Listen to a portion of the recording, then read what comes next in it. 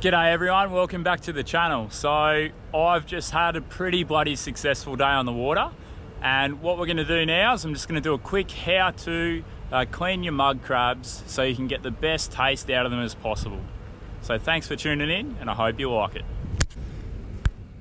So let's get stuck into it. The first thing you want to do is dispatch your crabs humanely and with as least pain as possible.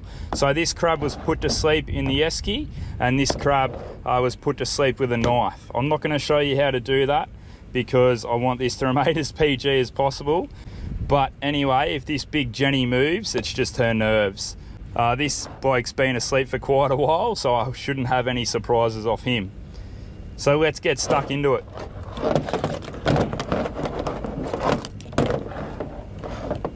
So as you can see, we've got a big buck here by the big triangle, and we've got a really big Jenny here, and you can tell that by the semicircle there. So it's very similar for both crabs. All you want to do is grab the flap from under the belly like this, and then you're going to put your finger in there and you're just going to simply pull the top of the shell away from the body. This can be a bit tough if you've got older crabs. So there we go. This is all rubbish. We can throw that away in the rubbish bag.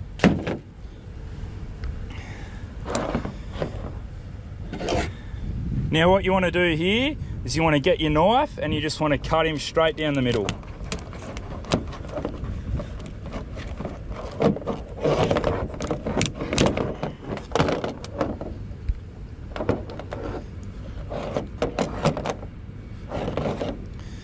So once you've got your crab cut in half, these gills here are actually poisonous. So you're going to want to get rid of as much of this as possible.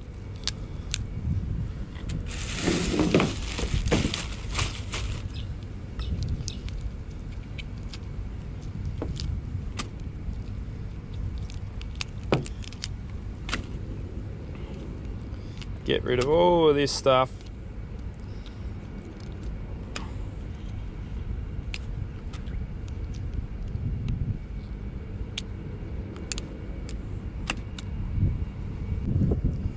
Alrighty, so when you've got rid of the gills, the crab should pretty much look like this.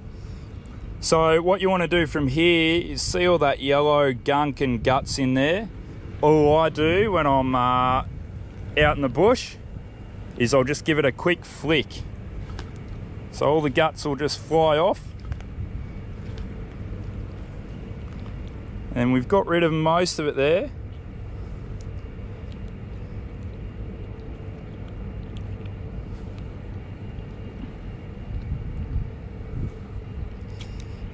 So you're just trying to get rid of much of this stuff as possible, because this is actually what's going to make your mud crab taste muddier.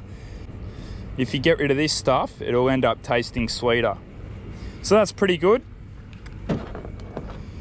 Now we've got our full mud crab here. This is the buck that I've pretty much cleaned now. So all you want to do from here is get some salt water. You can use fresh water, but salt water is definitely better. And you just want to rinse the whole crab, including inside the body here.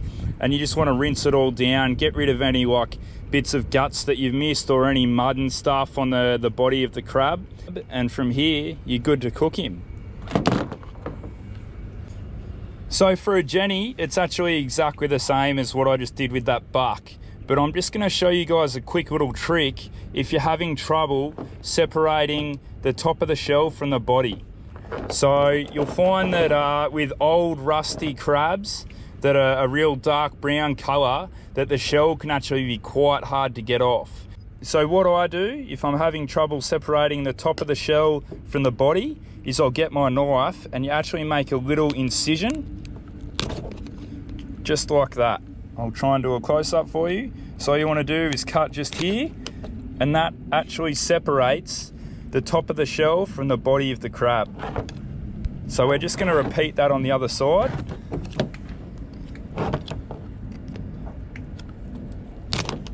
There we go. Now this girl should be really easy to separate the shell from the body. There we go. And then from there, it's pretty much exactly the same as what you guys just saw me do with the buck. So there we have it, a couple of nice clean crabs. I hope some people got some useful information out of this. Just remember, when you're cooking your crabs, it's always best to cook and clean in salt water, preferably the salt water that you caught them out of. That way they will taste sweeter at the end of the day. If you'd like to see the video where I got these crabs with Hunting NT, I'll put it in the description and you'll be able to see us pulling up these monster crabs. So thanks for watching, and I hope you found this useful. I'll see you in the next one.